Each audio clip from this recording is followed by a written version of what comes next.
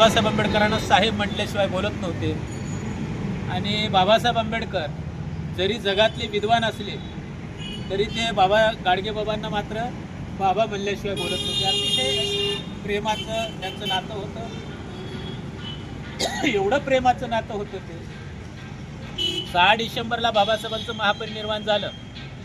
ही बातमी ज्यावेळेस गाडगे महाराजांना कळाली त्यांना ते दुःख सहन झालं नाही आणि त्या दिवसापासून अवघ्या किती दिवस झाले, 14 दिवसामध्ये 13व्या 14व्या दिवशीच त्याच दुःखामध्ये गाडगेबाबांचं निधन झालेलं आहे.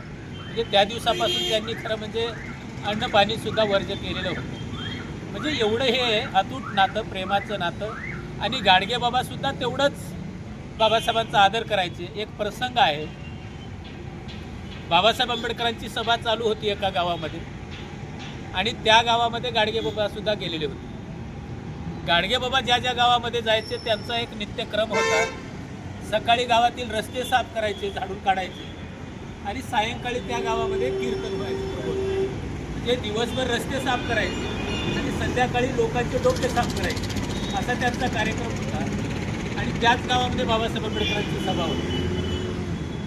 बाबासाहेबांची सभा चालू आहे, बाबासाहेबांचं भाषण चालू आहे आणि गाडगेबाबा तिथं गेलेले आहे.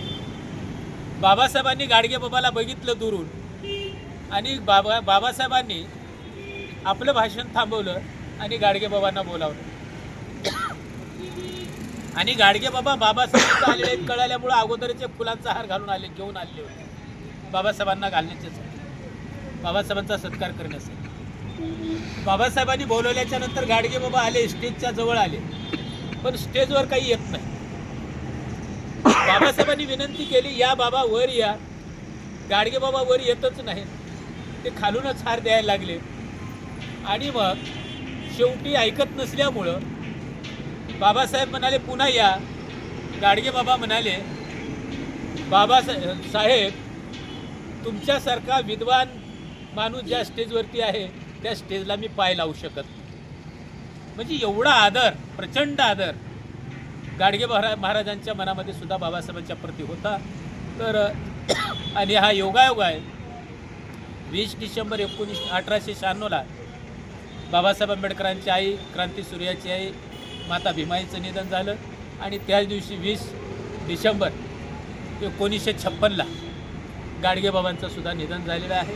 आणि म्हणून आपण सर्वजण या निमित्ताने मातेस आणि गाडगेबाबा यांना आपण विनम्र अभिवादन करत आहोत. मी माझ्या परिवाराच्या वतीने सुद्धा आणि आपणा सर्वांच्या वतीने सुद्धा या दोन्ही महामानवांना, माता भीमाई आणि संत गाडगेबाबा यांना विनम्र अभिवादन करतो.